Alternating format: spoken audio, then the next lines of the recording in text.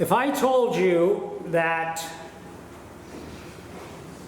one drunken event would change the course of history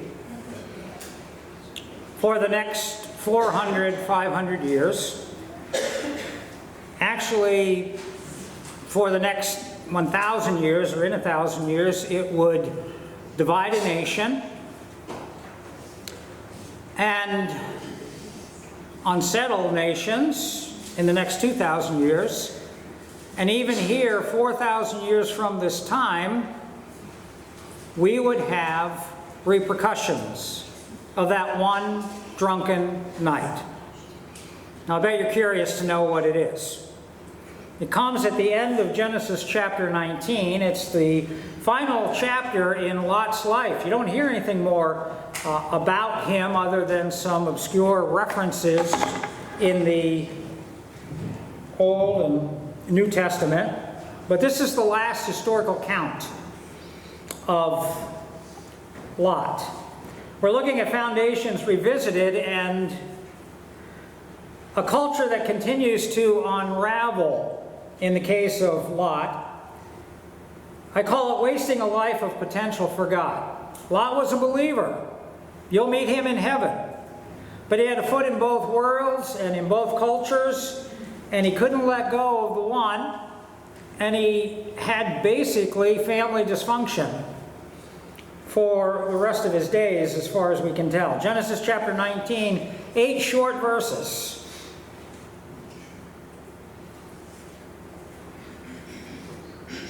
I've said the concept of a creation that's responsible to a creator is the only solid foundation for personal, national, and global health and security in our world, and we're seeing it play out 4,000 years later every day. So in wasting a life of potential for God, we pick it up in Genesis chapter 19 and verse 30. Lot and his 2 daughters left Zoar and settled in the mountains. Now, if you remember the earlier part of Genesis 19, Lot was supposed to flee from Sodom. He was supposed to go out to the mountains in the first place, but he begged the angels to stay in what was kind of a quasi-city, Zoar. And the angel granted that and said he wouldn't destroy that particular city. But he went out and he settled in the mountains anyway. He didn't want to be there. He wanted to be around the city. For he was afraid to stay in Zoar. And he and his 2 daughters lived in a cave. Remember, his wife had already been killed by this time, turned into a pillar of salt, according to the story. One day, we don't know how long he was out there, the older daughter said to the younger daughter, "Our father is old." Remember, they were engaged. They had fiancés. And they were killed in the destruction of Sodom, these 2 young men. "Our father is old, and there is no man around here to give us children." That's not true. There were people in Zoar, but there were people not very far from there, I'm sure of it as well. "As is the custom all over the earth." So these poorly raised children contribute to more family breakdown. Remember now, they're adults. Verse 32, "Let us get our father to drink wine and then sleep with him and preserve our family line through our father." Now, the laws of incest had not been issued by Moses. Remember, Moses is writing this. But it still was not something that was proper. That night, they got their father to drink wine, and the older daughter went in and slept with him.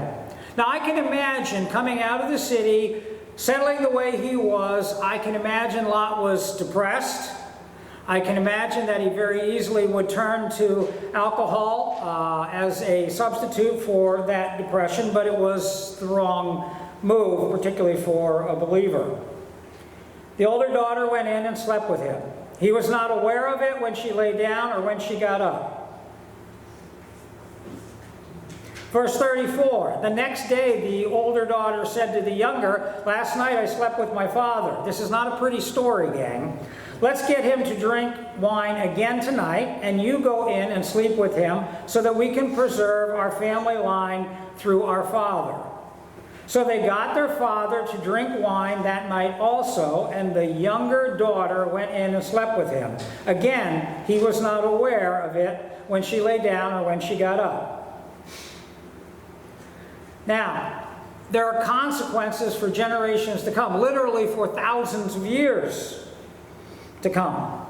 So both of Lot's daughters, verse 36, became pregnant by their father.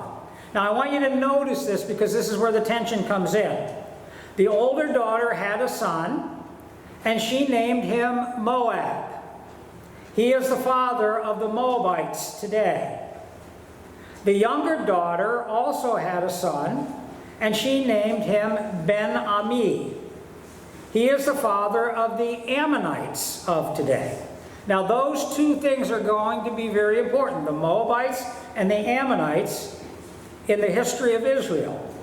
The Bible Knowledge Commentary says, thinking their chances for remarrying were slim, the two daughters, whose fiancés were killed in the Holocaust of Sodom, took turns getting their father drunk and having sex with him.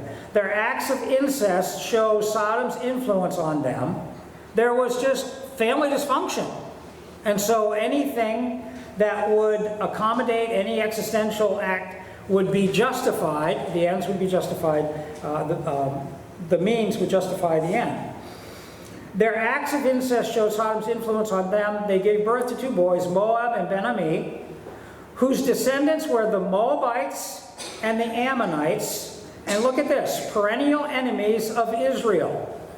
Moab sounds like the word from father. So, I mean, they had no compulsion about saying this was, Lot's child. And Ben-Ami means son of my kinsman. So they're related, and they would name them those particular names. Now, I want you to see this because this is where the Amorites would settle, in this area along the Dead Sea. Okay? Zoar's down in this area, and then they went out to the mountains, and I don't know exactly where, but somewhere, and then the Moabites, all right, along the Dead Sea. Now, I'll show you what's interesting about this.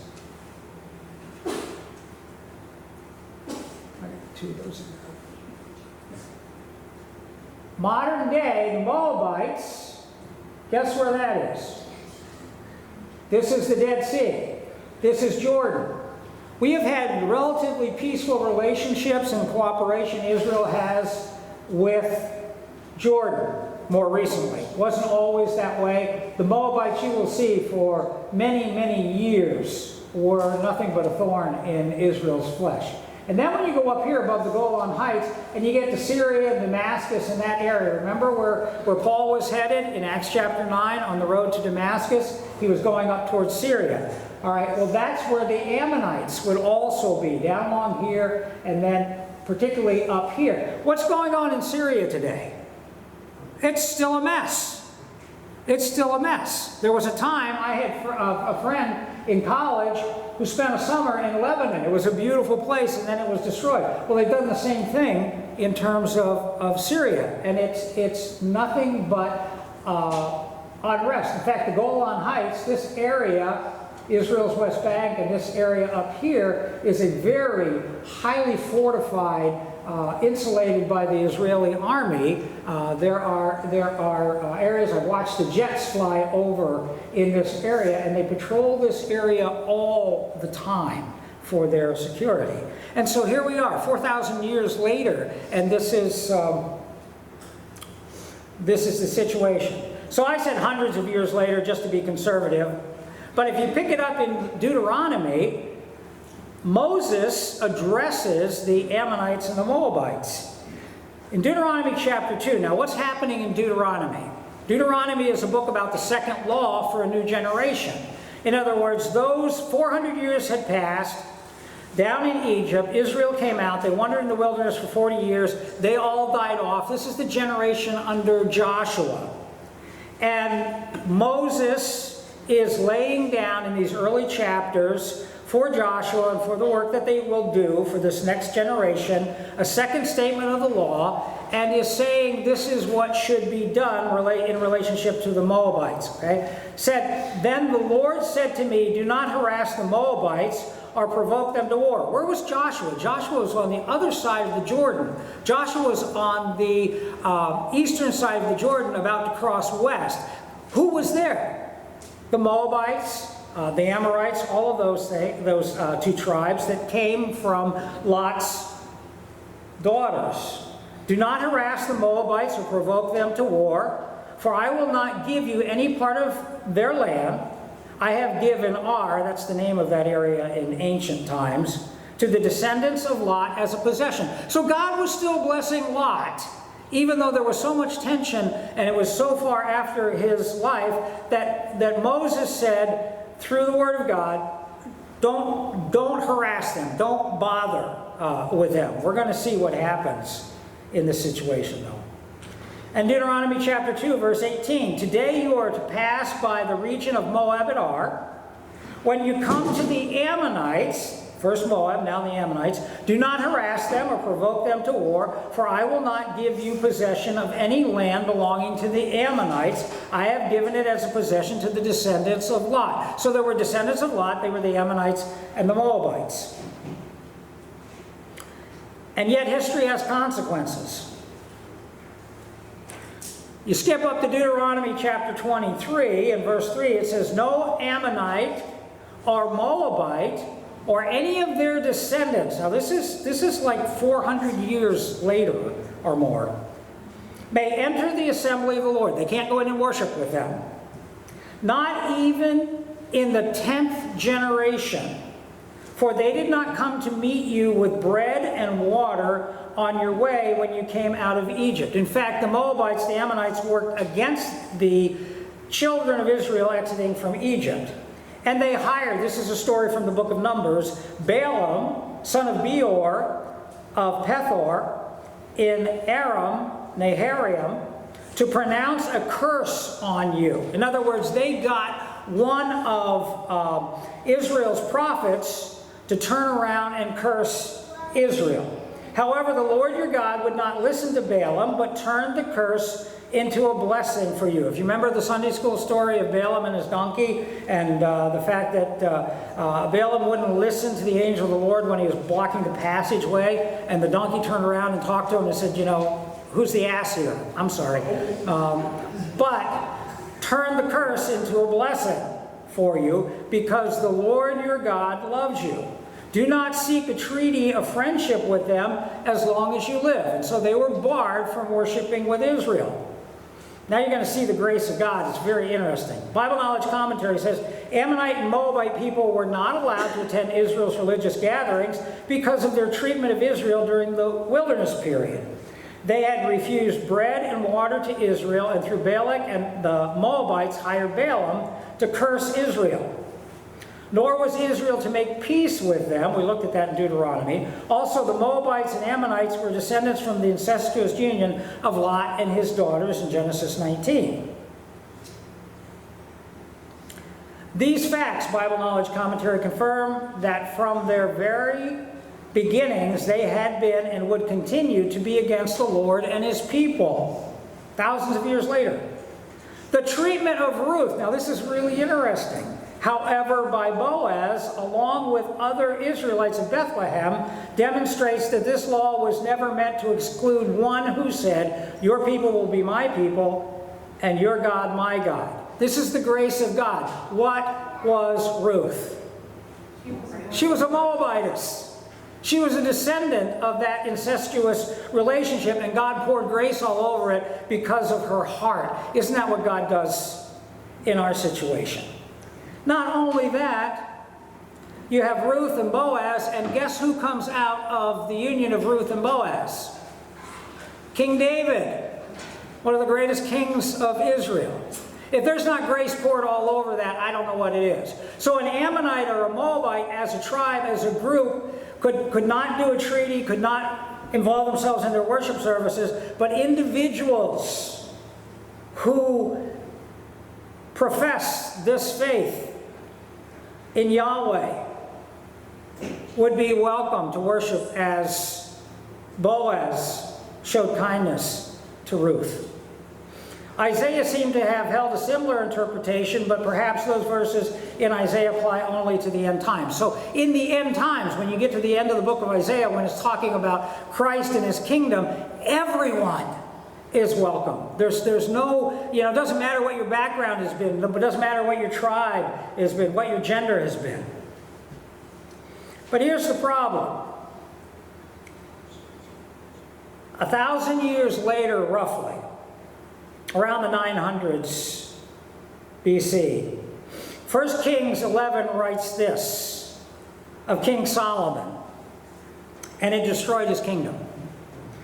King Solomon, however, loved many foreign women besides Pharaoh's daughter. There were a lot of marriages that were political. Moabites, highlighted. Ammonites, Edomites, Sidonians, and Hittites. And they were from nations about which the Lord had told the Israelites, "You must not intermarry with them, because they will surely turn your hearts after their gods." Nonetheless, Solomon held fast to them in love. He had 700 wives of royal birth and 300 concubines, and his wives led him astray. I don't know how you could keep track of 700 political wives and 300 concubines. I mean, it had gotten so out of hand. And here's something about Solomon, who came after David, that was a major flaw. Verse 4, 1 Kings 11. As Solomon grew old, his wives turned his heart after other gods, and his heart was not fully devoted to the Lord his God, as the heart of David his father had been. For all of David's mistakes, his heart followed after God. He followed Ashtoreth, that's Solomon, the goddess of the Sidonians, and Moloch, the detestable god of the Ammonites. We're going to find out more about Moloch in a moment. So Solomon did evil in the eyes of the Lord. He did not follow the Lord completely as David his father had done. It's repeated there. So what did Solomon do? Now this is affecting this one night or 2 nights of drunkenness. 900 BC is dividing a nation. On a hill east of Jerusalem, does history have consequences? Solomon built a high place for Chemoth, the detestable god of Moab, and for Moloch, the detestable god of the Ammonites. Still impacting us today there in Syria. He did the same for all his foreign wives who burned incense and offered sacrifices to their god. Now I want you to see, this is Chemoth, the god of Moab. So he built altars. He's supposed to be worshiping Jehovah. But he was old, he was influenced by his wives and their practices, and that's why God said don't intermarry in that setting. And this is Moloch, god of the Ammonites, and he's probably worse. If you see the little baby there, these wives, and they got Israel involved in it as well, would sacrifice infants to the fires of Moloch. A sick practice. Isaiah chapter 56 and verse 6, it says, "And foreigners," here's the grace of God, "who bind themselves to the Lord to minister to him, to love the name of the Lord," that's Ammonites and Moabites in the future, Edomites, "and to be his servants, all who keep the Sabbath without desecrating it, and who hold fast to my covenant." Now that keeping the Sabbath doesn't mean you show up and you worship on Saturday. What it means is you have a heart for resting in the Lord. It means that some of the law will be reinstituted in a practice of obedience in the kingdom, in the millennial kingdom. And there will be days that will be observed, and there will be reminders and everything else, but it's really the heart of a believer. And he says, if there's a foreigner like Ruth who binds themselves And particularly in the future, if there's a nation, if you're a Moabite, if you're an Ammonite, you're welcome in the house of the Lord because you believe in the Lord Jesus Christ.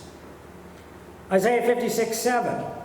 These I will bring to my holy mountain, talking about his future kingdom, and give them joy in my house of prayer. Their burnt offerings, these are offerings of remembrance, not offerings of payment for sin, and sacrifices will be accepted on my altar. For my house will be called a house of prayer for all nations. The sovereign Lord declares, He who gathers the exiles of Israel, I will still gather others to them besides those already gathered.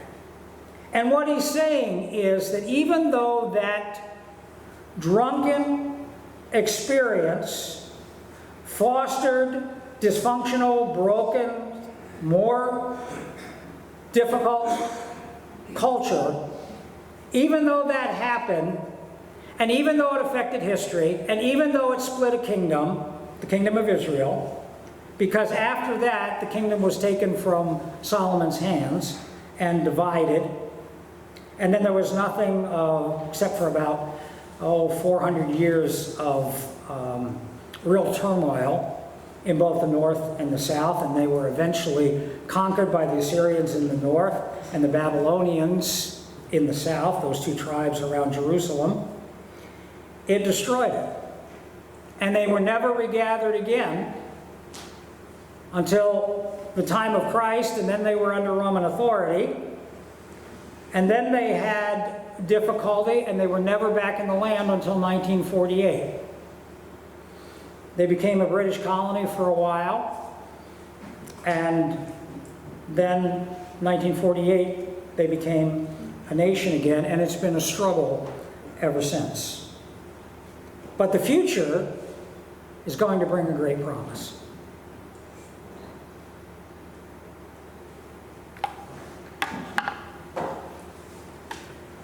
Do you have a hard time forgiving your enemies? Sometimes we do. Sometimes it's the hardest thing. And I can just imagine all the enemies that Israel has had, all the enemies that we have now, all the difficulty. Ask you a question. Do you pray for the salvation of China? Do you pray for the salvation of the Soviet Union? Well, the former Soviet Union, Russia. Having been there, having met the people, there's some amazing, amazing people, and they are going through struggle. Do you pray for the people of Ukraine right now? Do you pray for those who perhaps are enemies and have different political views and would destroy even our nation? Do you pray for those who would just drunkenly compromise everything we are, everything we have? Do you pray for those who need Christ and need Him desperately? And do you forgive those who offend you, first in the church and in your family, and those that you encounter, and those who are enemies on the world scope?